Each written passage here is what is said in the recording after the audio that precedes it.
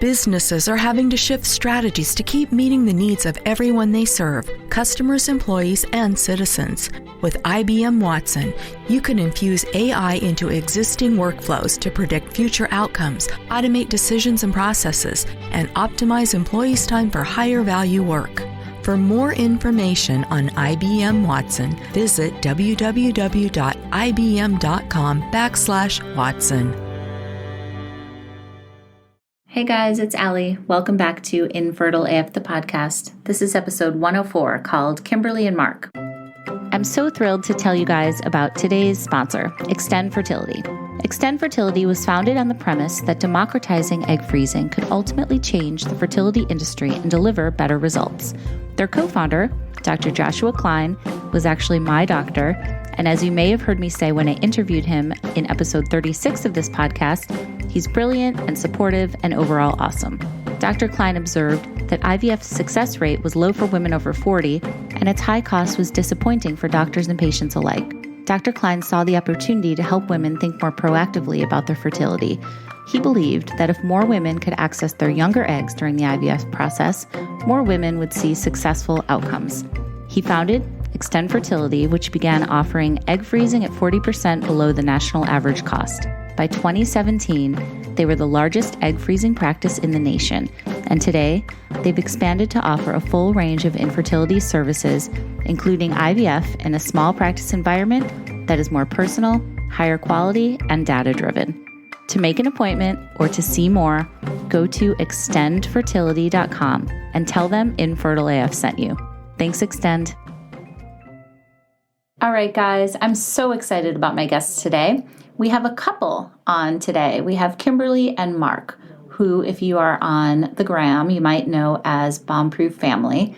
They are so great. Kimberly is a teacher, Mark is a fireman, and he's on the bomb squad, hence their family name and their brand name, Bombproof Family, because they have been through a lot of shit and they've come out the other side stronger for it. So we're going to talk about everything that they have gone through with their fertility journey, including pregnancy loss, including IVF, including unexplained infertility, and including the book that they've written, which is awesome. And it's a children's book called Whirlwinds to Rainbow. I'm going to link it in my bio on Instagram so you can check it out there. But they're just really cool. And I love the fact that they were both on the call so we could get her perspective, his perspective as well. So without further ado, this is Kimberly and Mark's infertility story.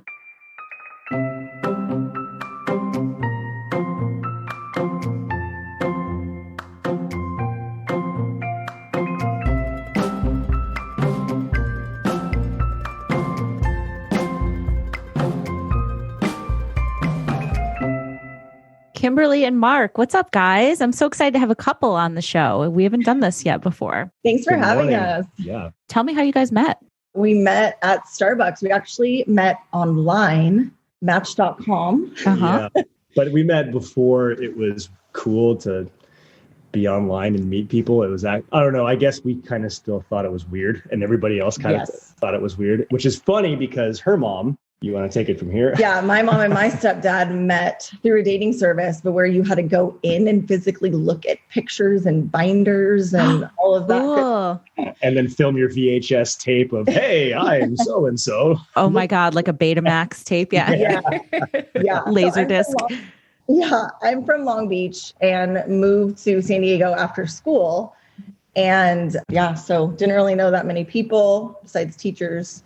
Mm-hmm. And just got on Match, and he was my very first date. And did you guys know right away? Yes, you did. Pause. I mean, okay. For disclaimer, I was her first date, but I wasn't her last date. Okay. Yeah. I had one set up the next night that he will not let me live down. Mm-hmm. Which is awesome because I'm like, really? I thought we had a good time. And she's like, well, I have a dinner date with this guy. And I said, well, okay. And she literally says, well, the girl's got to eat. I love it. And I'm sure you were thinking about Mark the whole time on that second date, Absolutely. The other date, right? Yeah, Absolutely. Of course. Okay. So I want to say also to anybody who's listening, you guys are Bombproof Family is your Instagram handle, which I love. And I want to talk about why you called it that in a few minutes, but just moving on with your story. So when did you guys get married? And how did you know that you were, that was going to be it? We got engaged, both turned 30, and got married in 2012. Okay. It was a big year for us. Mm-hmm. Yes, it was. Yeah. I remember when we met, we kind of discussed having a family and things like that a little bit, but she always kind of was an advocate for traveling the world and not having kids. And then obviously as time progressed, that kind of evolved into maybe seeing the world a little bit differently and wanting to have a family. And it was kind of cool. It was a cool process to be a part of, and especially watch the evolution. It felt good for me because it was kind of a little bit reaffirming in regard to her not really wanting that, and then us being together and maybe me having an impact on that. It was kind of like a validating factor, I guess you could say, about hey, maybe I might be decent with kids. So. Yes. So had you guys kind of always agreed that you wanted the same things in terms of a family? At the beginning, I'm a teacher and I'm an only child too. And so I've just never had the, not desire, but just inkling to have kids because I have my own every single day. And childbirth just scared me and all that stuff. And I will agree, I'm selfish and I like to sleep in and I love to travel. So, but after being with him a couple of years, I realized that, he does want kids. He said that from the beginning, and I could absolutely see him as the father of my children. Mm-hmm. It was a no-brainer then, but at the beginning, it was like, nope, I'm stuck in my ways. And for me, I grew up I was born and raised in South San Diego. Literally probably a mile from the international border. And not to say that I grew up in the hood or anything like that, but it most certainly wasn't the hills of Beverly Hills. So okay. I never really contemplated traveling the world because it just wasn't something that was really in the cards. It wasn't something that we really did or discussed when I was young. And I was very fortunate to achieve my dream profession of becoming a firefighter, which opened the door to kind of have the option of doing that. And then when I met her, we started actually traveling the world. And I thought, man, I could get used to this, So the prospect of having kids was one of those things that sounded cool, and I always wanted it. But, after meeting her, I thought, well, if we have kids, that would be really great, but this life isn't so bad either. So it kind of, it wasn't necessarily this black and white decision where we're like, oh yeah, for sure, we're going to have kids until kind of, I don't know, a couple years into it. Yeah. Right. Okay.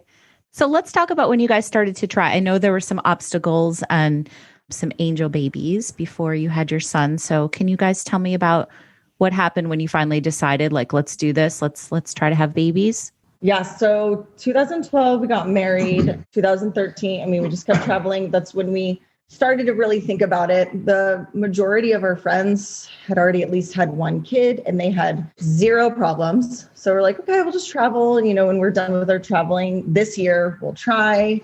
It just took a little bit, took like a year, and then got pregnant in March. And, you're so excited. You see the pregnancy test. You have not a doubt in the world that anything is going to happen. Mm-hmm. And then it does. Mm-hmm. So it was crazy. And then. How far along were you when you had? The first time I was 7 weeks. Okay. Yeah, that's. And right. It was, passed naturally. Sorry, TMI, but. No, there's no TMI on this show at all. We're here for the TMI. Yeah, I passed MI or the I.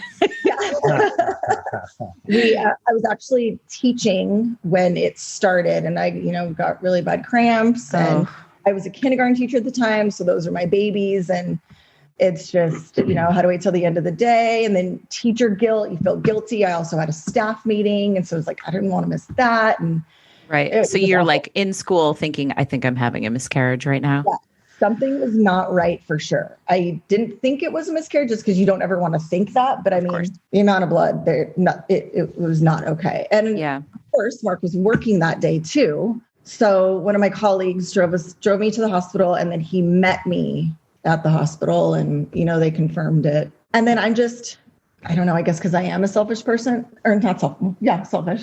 And an only child, I just kind of deal with things on my own. Uh-huh. So that time Mark had said, I'm going to take the rest of the shift off. And I'm just kind of no, I'm good. I'm just going to go sit on the couch, be by myself, deal with this. And that's just how I heal. But I didn't realize he also needs healing time too. Right. And that's what it like kicked in the next morning when I woke up and I was like, okay, let's, try again. Let's do this. And he comes home and hasn't even pretty much grieved yet because he's at work all night. Right. So yeah. For me, it was, I don't know, I guess not to get too deep in the weeds about what I do, but I just, by virtue of my profession, it's kind of one of the things we talk about as a first responder or firefighter or anybody that deals with this is you kind of you develop this like invisible barrier that you kind of have to just put up, because if you deal with human tragedy all the time, and if everybody's devastating day kind of just flattened you, then you wouldn't be able to do this for more than 5 years, so you kind of end up getting numb to certain things. And I kind of found that when it happened, I just kind of was able to tell my brain, as much as I didn't want to, that, hey, well, it is what it is, move on. Because you can't be afforded the the devastation every single time, because you wouldn't be able to function as a person. So I kind of found that I was super bummed. It actually wasn't until I had a couple of drinks the next time I was drinking that I realized, like, oh man, I definitely have some unresolved issues here. But yes. That's so perfectly described how you said it. Like, I love the term that it would flatten you. Like, that's such a great term. So once you had the drinks, did you start to cry and it all came out, or I was just really angry at the world. I was one of the youngest guys in my fire academy to get hired. So like Kim was saying, the people I was around were older than me. So we watched them all have kids, and none of them had problems. So it was just one of those things where like, okay, well, we're pregnant now. We're not going to have any problems. This is easy, Or they didn't talk about it, right, which is very common. And so the fact that I watched 8 of my really good buddies all have kids with no problems. And then now, like, oh, great. The shit balloon just happened to fall right on our heads. Like, it's like, why? Why is this happening to us? Completely. We've tried to live a good life. We've tried to do the right things, all the prenatal care. Like, we're doing it all. Why? Yes. Why is this happening to us? And yes, it was more of an anger thing, obviously mixed with, depression. But like, it was just, the first one was, I would say, the easiest to cope with. It progressively got worse. Okay. So tell me about the second one, or what happened next. Second one, we, booked trips and tried to get our mind off of it. And about a year later, again in March, I swear that's our fertile month, got pregnant again and lost this one. This second miscarriage was the absolute, physically, and oh my God, just the absolute worst for me. So sorry. What happened? It was probably a week later than the first one. So I was a little bit further along. And again, it was still too early to go to the doctors and hear the heartbeat, but I had light spotting, which is very common. But again, any spotting to me just, triggered me and was just very scary. Then at night, in the middle of the night, I woke up and I felt like I had to poop, like labor, like, when you go into labor, you have to poop. So I felt that way. And then, so I go to the bathroom immediately. I'm sitting on the toilet and I have the worst cramps, and they're so bad and I'm in so much pain. I can't speak and I start throwing up. Oof. So, and Mark was luckily home. I don't know what would have happened if he wasn't home, but he was home. But when your firefighter husband is home and safe at home, they sleep through anything because they don't really sleep at the station. Right. So I really couldn't even speak. I was in so much pain. I eventually crawled to our bed and was banging on the bottom of the bed to wake him up. He eventually woke up, realized something was wrong, carried me to our car, drove as fast as he could to the hospital. It was just the worst pain I had ever been in. And there was no answer why. I don't know if it's because I was further along, if there were multiples. We don't know. How far along were you with that one? I was about 8 weeks. Okay. Oh God. And it was and that one was, they could tell I was miscarrying, but it wasn't all out. Okay. And so my mind, and this is kind of weird, but again, I was a kindergarten teacher and we had a field trip to SeaWorld the next day. And I was like, okay, well, I'm not going to sit at home and cry about it. There's nothing I can do. I'm going to go to work. Again, we got out of the hospital at 5:30 a.m., didn't sleep. Yeah, I pled with her. I said, hey, listen, we've been up all night. We're obviously not only the physical trauma, but just everything else that goes along with it. Maybe we should sit this one out. And she was like, no, I am not going to work today. Like, these are the only babies I have left on this planet. I'm taking them to the park. I'm like, and I mean, it's teacher guilt again. It's not like I had to write a sub plan, but I didn't want a complete stranger with my babies at SeaWorld. I mean, right. I couldn't fathom that. So I get it. So Mark, what was it like for you seeing Kimberly in that kind of pain? It was, so I don't even know if this is a thing, but maybe I'll coin the term. So first responder or firefighter guilt, right? My entire career and profession is based on helping strangers. And the fact that I was watching my wife go through what she was going through and there was absolutely nothing I could do about it was crippling. It was, even to this day, it kind of shakes me to the core, because it's just like, and I know every single family and every single relationship is structured differently, but our relationship is like, hey, like, we run this house, but it is my job as the dad and the husband to protect us. Like, that's what we do, and that's the kind of the agreement that Kim and I have. And the fact that like, I was powerless. I was powerless to just watch this happen. Like, watching it happen was terrible. And I don't know, I'm an emotional person, but when it comes to like displays of emotion, I'm generally a little more reserved. And I just remember this was the first time where I was like, okay, I got to keep it together. I got to do all the stuff I need to do. And like, I need to be here for her, because that's the only service that I can provide right now. And I remember I stepped out of the room, and it was, God, I don't know, 3:30, 4 a.m. And I called my father-in-law just to tell, her mom and stuff. I was like, hey, we're at the ER right now.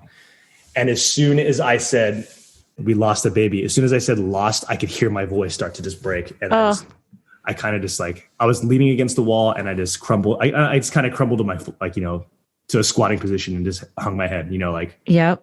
My father-in-law, hey, we lost the baby. And just saying it out loud. I just got the chills when you said that too. Yeah, it was brutal. It sucked. Much different than the first one. I don't, obviously maybe it was just because of the nature in which she was losing it this time, like the pain and the agony and all of it kind of coupled together. It was exponentially worse. And we weren't 1 in 4 anymore. We were 100% at that point. Yeah, exactly. So anyway, it was brutal. It was absolutely brutal. And but then I as soon as I hung up, I was like, all right, get your shit together. You've got a wife who's writhing in pain, who just also lost our baby in the room. And, so I kind of shook it off and went back in. And then we went through it all. And that's exactly when we get back to, we were in the pharmacy, like, because they obviously give her like the post loss prescriptions and stuff. And I was saying, like, dude, you got to stay home. Like, this is super gnarly. Right. We just got out of Exactly. the hospital, 40 minutes ago, and you got to go to work. She's like, no, I am not going. And then, when she explained it, I understood. So. Right. Oh my gosh. Okay. So then I know you guys, spent time after that going to doctors and trying to get answers. And what did that look like for you? Like, did you go see an RE or REI or like a special, like what was next? We got new insurance, and that kind of triggered, we had Kaiser. So there's a fertility clinic, and I immediately, luckily, was able to see them. They did 18 vials of blood. And that was in January of 2016. And the one thing that they found was that I was pre-diabetic. So type 2. And that kind of led into a lot of things. I started working out, eating healthy, all this stuff. 3 months later, I got tested, and it dropped a point, not even a point, like 0.01. And so I was defeated yet again. I couldn't even get my health in order. But then a week later, I found out I was pregnant again in March, our 3rd March pregnancy. Wow. So there is a contributing factor there. So after the second one, we, after a long talk and discussion about life and all the stuff that we'd been through, we both came to the conclusion of, well, forgive the term, but we were like, fuck it, we're done. Like, we're just gonna start traveling again. That's exactly what we did, and it's, I don't know, I as cliche and absolutely infuriating it is to kind of talk about that. ideology of, well, when you just stop trying, that's when it happens. Like, but that's exactly what happened, and it was like, I hate to confirm that because it's just so annoying, but that's exactly what happened, Like, as long as you don't say that to anybody else, people that are trying, it is hard to hear. Right. Exactly. But if that's what happened for you, my parents are like, oh, why don't you just stop trying? I'm like, yeah, thanks, Dad. That's great scientific advice there. Yeah. Right. Okay. Totally. Okay. So pregnancy number 3, what was going on with the diabetes at that point? So they just, I eat very awful. I was like, this isn't a shock. And then, so the reason why I barely dropped was because I was pregnant, but didn't know. And when you are pregnant, your body becomes insulin resistant. Gotcha. So with that, and that baby was our son, Logan. So he stuck, everything was great. Everything was wonderful. They immediately put me on insulin for the pregnancy. And then, all was good. We had him in December. Mm-hmm. Oh, he's just amazing. Right. So he's 4 now. Yeah. True to form, he was supposed to be a regular delivery, but of course in the Morrison fashion. Yeah. In the late hours, he decided not to come out. So emergency C-section, and turned out he didn't flip. He was sunny side up. So he had wow. cone head. So it was on brand for the Morrison family that you had some sort of another medical. We're just kind of a shit show here. Right in. Yeah. Well, let's just backtrack a little bit. How did it feel to finally have that positive pregnancy test? And then as things were moving in the right direction, we do a lot of talking at Fertility Rally, which is the company I co-founded, about pregnancy after infertility, because you're not out of the woods, and especially having gone through losses, we know how hard it is. For me, I had 4 miscarriages before I had my second kid. And it was like the PTSD is still there. Like when you're talking about, Mark, when you just said you crumbled to the floor talking to your father-in-law, like I felt that, like I was right back there with you. I don't think that ever really goes away. So Kim, how did you deal with like the anxiety that comes often with pregnancy after loss or infertility? I honestly don't know. I think I didn't use any pronouns once we found out, it was a boy, because it was just more real. Mm-hmm. And I just kept saying the baby. I don't think I ever really said I was pregnant, because it's just scary. And I don't know. I never celebrated it. I didn't put anything on social media. I think the only picture I put on social media was our baby shower. And that was 6 weeks before he was born. Yeah. Well, that's one of the things that she and I talked about is miscarriage is a thief. It robs you and steals the joy. And like you see young couples when they see that pregnancy test come up positive, everybody's super excited, whereas I'm sure you understand too. It's when you see that test after all that you've been through, it's like, it's a deep sigh, and it's like, all right, well, here we go. Here we go again. Yeah. We're waiting. Yeah. You're like completely terrified as you are excited, and it kind of cancels each other out. Yeah. Yeah. It sucks. It's not fair. It's like, definitely you want to be all in, but you have to protect your heart too. Absolutely. Yeah. And with me, luckily I went every 2 weeks for an ultrasound because of high risk and recurrent miscarriages over 35, and I was diabetic. So I got to see the heartbeat every 2 weeks, which was a bit reassuring, but in between was crazy. And then I just kept saying, nothing's going to make me feel okay until I'm holding this healthy baby in my arms. Mm-hmm. And then it's a whole new set of mom worries. Right. What were some of the new worries? The classic, so hard for him. Yeah, the classic running in there, just want to see it, make sure he's breathing. Totally. What do they say? Like you pray to God that they will just finally go to sleep, and then you hope to God that they wake up. Totally.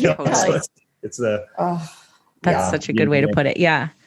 Yeah. Okay. So then, were you guys in the back of your minds, were you like, we want to have more, or were you like, this is it? Or were you not even thinking that yet? Or like, where did you go mentally once Logan was a little bit older? Since I am an only child, I definitely, if we had one, I would like. Hold that thought. Guys, I'm not sure if you know this, but I'm really religious about recycling and doing whatever I can to protect the environment. I even went the entire year of 2020 without buying any new clothes. I mean, it helped that we were in a pandemic, but still. So I'm so excited to tell you that I finally found tree-free toilet paper that gets delivered directly to my door and that I actually love. Cloud Paper was created with a mission to protect the environment and reduce our carbon footprint by making simple changes. Cloud Paper toilet paper actually feels really good, meaning it's not scratchy on your booty, it's sustainable, and it's delivered right to your door, and it's less than $1 per roll with the code I'm about to give you. Let me tell you guys a little bit more. Cloud Paper is not made from trees. It's made from ultra soft bamboo, which is a super quick growing grass, and their 3-ply TP is soft, strong, and lint-free, so you don't have to sacrifice quality for sustainability. It's awesome because not only is the toilet paper itself good for the environment, but their packaging is also 100% plastic-free, recyclable, and compostable. Even the wrapping uses soy-based ink. With subscription options to fit your home, your order will be shipped free of charge and get delivered right to your door. You can try it and cancel for free at any time. Also, and I love this part, Cloud Paper partners with Food Lifeline, and they've donated more than 100,000 rolls of Cloud Paper toilet paper to date. I mean, isn't this just dreamy? You definitely want to check this stuff out, guys. Go to cloudpaper.co and use code INFERTILEAF to get 15% off your very first order. That's cloudpaper.co and the code INFERTILEAF for 15% off. Thanks, Cloud Paper. Like to have another, just because I would love to see the siblings, how siblings interact, and to give him a little buddy. I mean, he was so cool.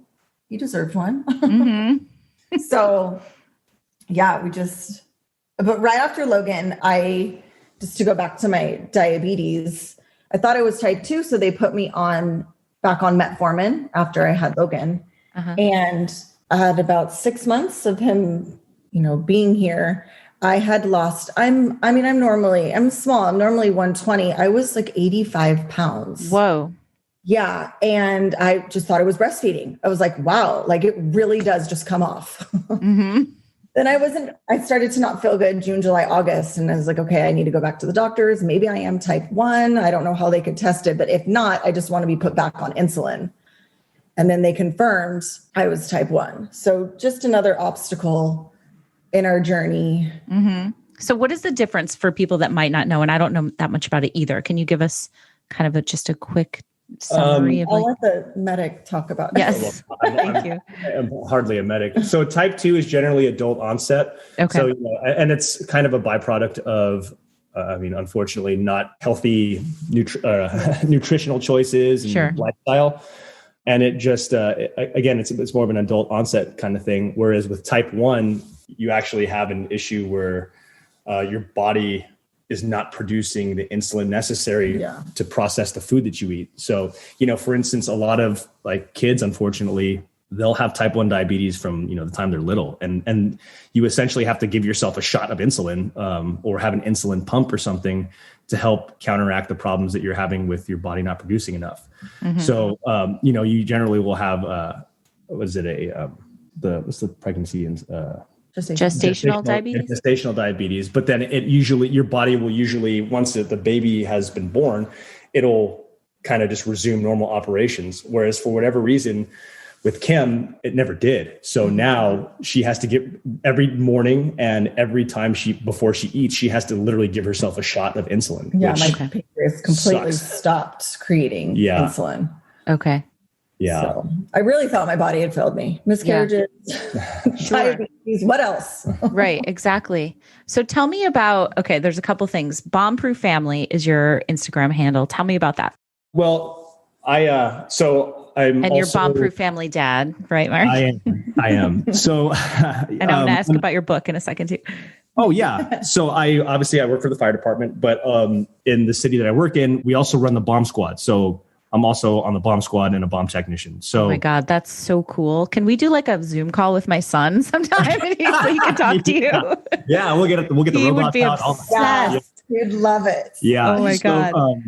So, and it kind of just, the term bomb-proof in and of itself, it's also it's a fire department term. It's just something that it's a term that you use for anything that's, basically indestructible. And during the great quarantine of 2020, it was just I had one of those aha moments right around Mother's Day where I was just really grateful for the fact that while everybody else is locked in their houses, or, some people have nobody, or, some situations or in family dynamics are a challenge, I come home from dealing with, whatever society has to throw at us in the first responder realm. And I come home to a house that I'm genuinely happy to be at, my wife, my son, all of it. Like, it's just, what a blessing, what a treat to have this when I come home. I'm very lucky. And I just kind of started taking it all in and really reflecting on all of it, the journey it took to get here. And I just wanted to do, for Mother's Day, I wanted to do something that was more than just, a card or dinner or whatever. I wanted to really I wanted to reiterate how important it was to really have that gratitude. And so I wrote kind of like a poem. Okay. On what our journey looked like for my wife. And it kind of developed into I was like, hey, how rad would this be to do like a book? How rad would this be for anybody else who struggles with words or really kind of expressing their feelings? How cool would it be to have this thing that they can take as their own? Because, our story is not unique. That's kind of one of the cool things we've learned about joining this community is, as horrible as it is, our situation isn't unique at all. It's unfortunately, it's this thing that's super common. And how many mothers and fathers out there are so just grateful and want to be able to reach out and tell the person they love how much they appreciate the fact that they were soldiers and they went through hell, essentially. Right. They went through hell and carried on multiple times, got knocked down, got back up, and took the responsibility necessary to face down those demons. And I wanted to commemorate that somehow. And that's kind of what our idea is. Had you ever written a book before, or like a poem or anything? Or was this just like... Oh God, no. I want to say I barely graduated high school. So it's so awesome. I love on the back. I'm looking at the back of the book right now, and we'll tell everybody where they can find it. But you wrote in part of the description, says, Daddy watched as the woman he loves, through unyielding resolve, overcame the most ominous of storms to achieve our dream. Which is so sweet. Kim, what did you think when he told you he was going to do this? I thought he was crazy. As a teacher, I was super excited because I've always thought of writing a book because I read so many of them. Right. So again, I was kind of jealous too that he'd be an author. Right.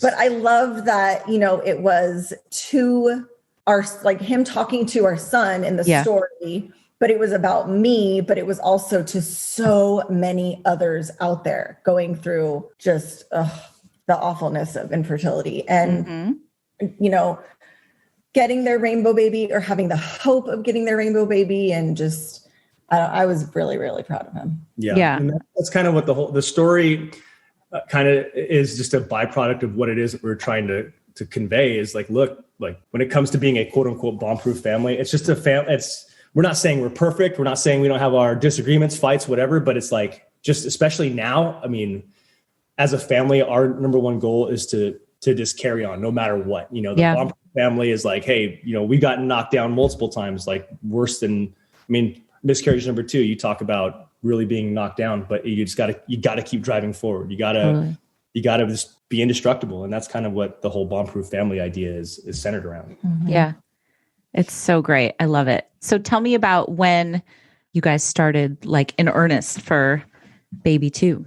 Logan was right around he was coming up on 2 years old and we wanted to start trying again. Yeah. And, oh God. Yeah, that was the worst. I guess just started off with, I thought we would be in the clear. So, we had our baby, like the spell or whatever is broken. So again, we booked trips. We were like, we'll do all this fun stuff because we know what it involves to have a newborn and all that. And then so we get pregnant again. Yeah. And I don't want to say we made the mistake because, as a family, you need to go through things together, but it haunts me to this day. We told him that, hey, you're going to be a big brother. And I don't know if he really comprehended what that means at 2, but to some degree he did. He was he was really excited. He's like, I'm going to be a big brother and all this stuff. And everything looked good. And like Kim said, the spell's broken. Like, we've got this figured out. And then... And again, we got pregnant in March. Yeah. Oh my God. So wait, sorry, just to clarify, with Logan, you didn't have any like medical intervention, right? No. Okay. Gotcha. Okay. I was, because I was diagnosed with type 2 or pre-diabetic, I was exercising insane. And that was the only difference with the first 2 miscarriages and Logan, was that I was just incredibly healthy, I guess you can say, but not because I still had diabetes. Right. Okay.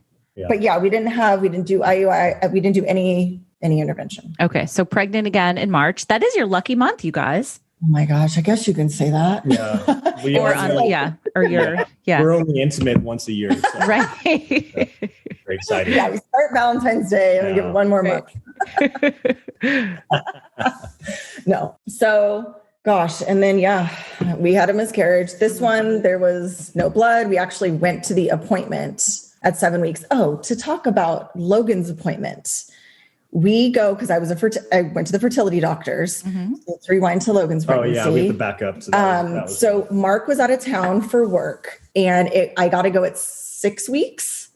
Okay, so when you're pregnant with Logan. I was pregnant with Logan. Gotcha. So I got to go at 6 weeks. One of my friends came with me, and there was nothing on the screen. Nothing, not even nothing. And so the doctor, she's like, we're going to come back next week. I saw a tiny, tiny, tiny fuzz. I don't know why I was being hopeful, but I was. Yeah. And the other contributing factor too, is she told me later that the tech that was doing the ultrasound was like, oh, good news. We're probably going to see something today. And I was like, oh my God, why did you say that? And then Oh God. Yeah. Nothing, Yeah. Yeah. And then when a week later at 7 weeks, Mark was with us and we saw the baby. So again, it was just like a constant roller coaster.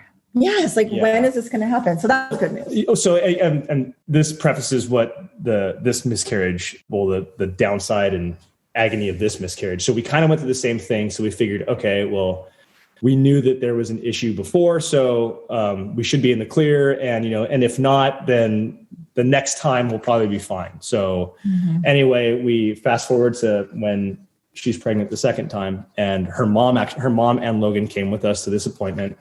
And sure enough, they started to do the scan and there was no heartbeat. Oh my God, you got to be kidding me. And of course, I don't know. I can honestly say that I went into full denial. I'm like, well, it's just because we're here too early. We need to wait another week. It was anything that I come up with, even though I'm in a room with somebody who's been doing this for 30 years, who knows what they're looking at, Right. But I'm all, no, it's impossible. It can't be. It can't be. Yeah. I get that. But she scanned around and she's like, I'm really sorry, but it's just, it's not viable. And that's the worst. Absolutely devastating. And then that was bad enough. You want to talk about a situation where silence is like the loudest thing ever. That the entire car ride home, which was about half an hour, was just deathly silent, because everybody was thinking the same thing. Yeah. And, right. And then when we got home, I had to tell Logan, you're not, I'm sorry, son, you're not going to be a big brother just yet. Someday you will. And, he didn't really understand, but, you could tell he was like at least a little bit affected, not super devastated, but, afterwards, that was another time where as a man, dad, husband, I was so just angry and sad. I remember I just went out back and just started working out. And I literally wanted to throw every weight through the floor. I was so upset, so just devastated, I didn't know how to cope, how deep. And that was rough. The second one, or that one was bad. Yeah. So sorry. So when was that, guys? That was 2018. Okay. It was 2. And then obviously, you go back again in another week. Nothing there still. They gave me the options of the misoprostol to wait it out, which again, miscarriage number 2, I was not waiting for anything. There was no way I could go through that pain again, or a DNC. And I told that nurse, I would do a DNC if you can put me under. And she said, well, we don't do that. You have to be awake for it. And I said, okay, then I will do the pill, because I just couldn't go through the DNC. So I did the pill. Oh my gosh, bled so much. I for sure thought it was gone that night. Got another checkup a couple days later. There was still some remnants in there. gave me another option to do another pill, which I said no, because if the first one didn't work, I'm not going to go through this again. Mm-hmm. That nurse, I said, well, I would love to, not love, but I would like to do the DNC, but I'd really like to be put under. And she said, yeah, that's absolutely an option. So I had wasted like a week and a half. Right. Oh, God. You know, oh gosh. So then anyways, we did the DNC and, you know, everything was cleared out. And then we kept trying for another 2 years and nothing. The thing that kills me is the waiting. We always have to wait, whether it's the 2-week wait. I have miscarriages and I don't get my period back for almost 6 months. Yeah. So it's a half of year that just wasted in this infertility world that you're just, you know, you keep getting older and there's no answers and it's just awful. So yeah. And tell me about your secondary infertility experience as well. Because did you have anybody being like, well, you have one kid, why don't you just be happy with what you've had, or saying anything like that? Because I had people saying, not many, but a couple people, like, why are you trying? Why are you putting yourself through this hell? And I was like, you don't get it. Like, it's not because I'm being greedy. It's because I love being a mom so much and I want to do it again. You know, like it's hard to explain to people that aren't in it. Yeah.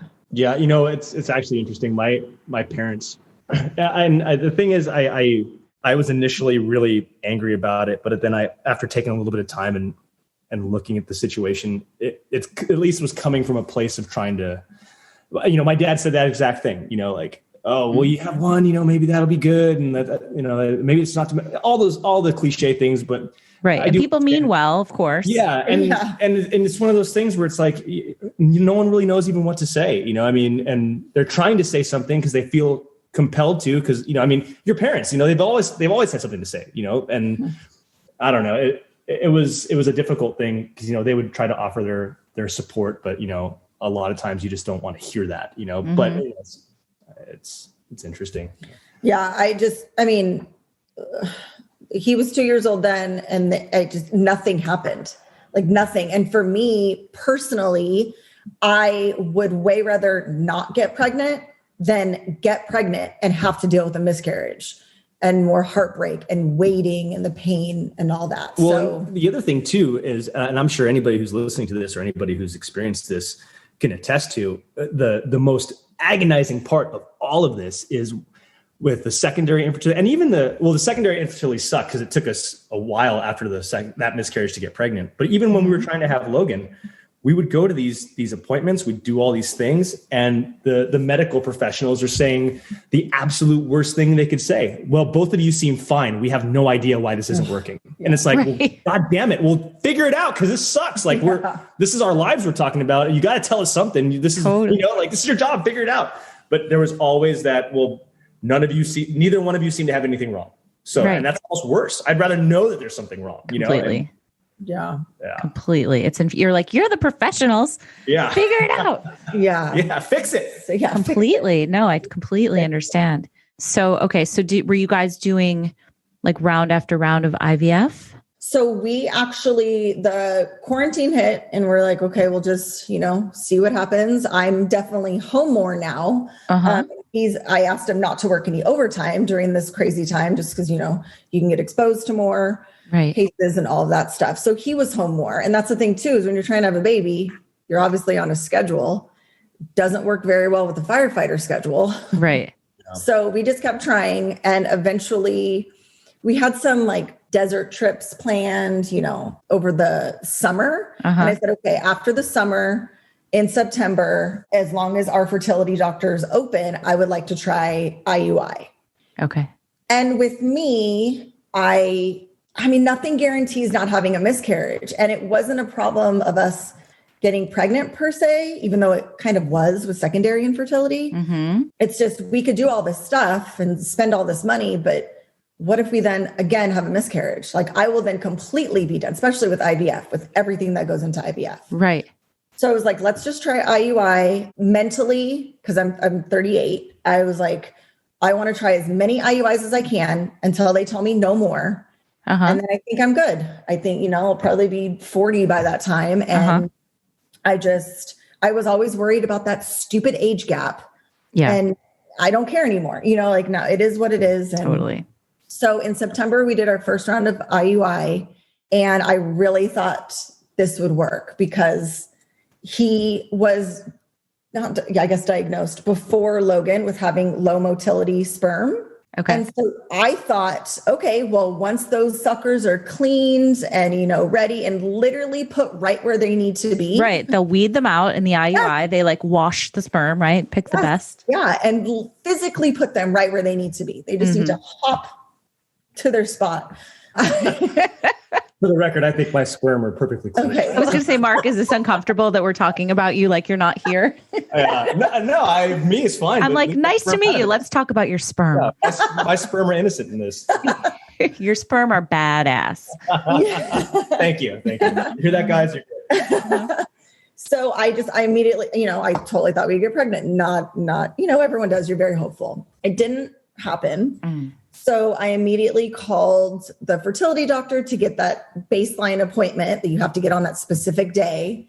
And they were fully booked on the day that I needed to go in. So due to COVID restrictions, I was not able to go for October, which is fine. It's like, okay, let's just, again, try naturally. And I don't know, I guess I assumed we would get pregnant with IUI. Mm-hmm. So I kind of just skipped over thinking about it as much in October and was just ready for November. Mm-hmm. Well, then November 11th, we get a positive pregnancy test. Wow. Not March, guys. You went off schedule. I know. I'm like, this one has a chance. And again, there's zero excitement from me. It's just terror. It's fear. It's a waiting game.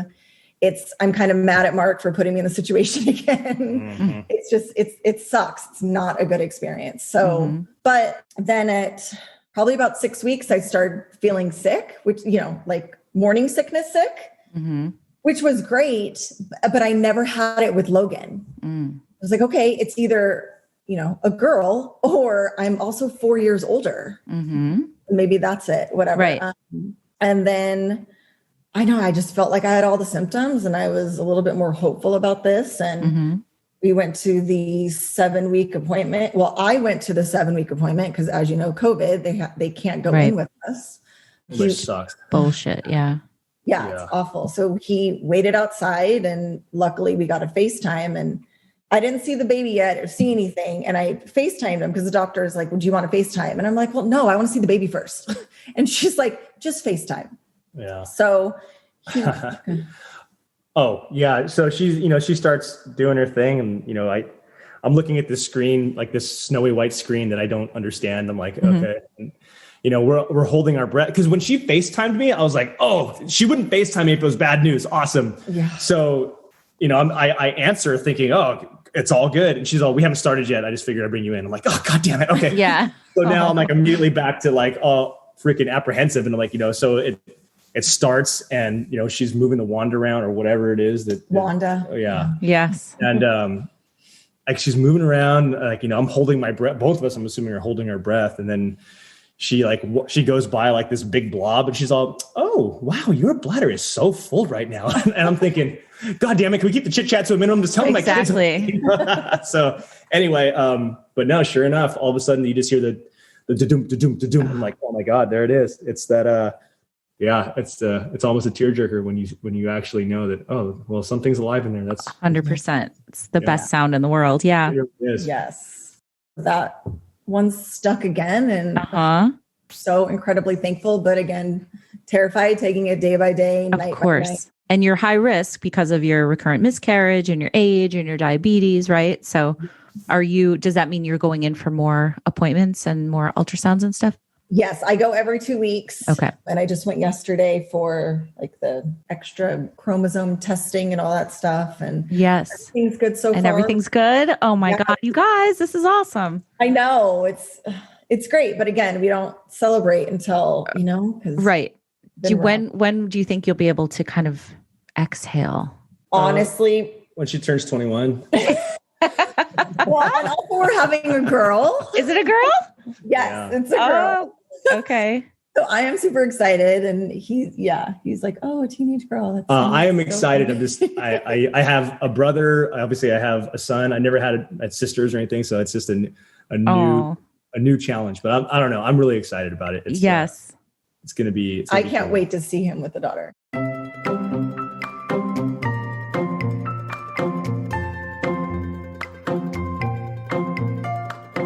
All right, guys, thank you so much for listening to Kimberly and Mark's story. And Kimberly and Mark, thank you so much for sharing it with us. Definitely check them out, guys, on Instagram at bombproof family. Check out their book. And also, Fertility Rally Live is coming up April 17th. We would love for you guys to come and join us and see a full day virtual event of speakers, panelists, giveaways, tons of education and support for anybody going through infertility or building their modern families. Check out our new website, which is fertilityrally.com, and you can buy tickets through there. We would love for you to join us. All right. Thanks for listening, and I will talk to you guys next time.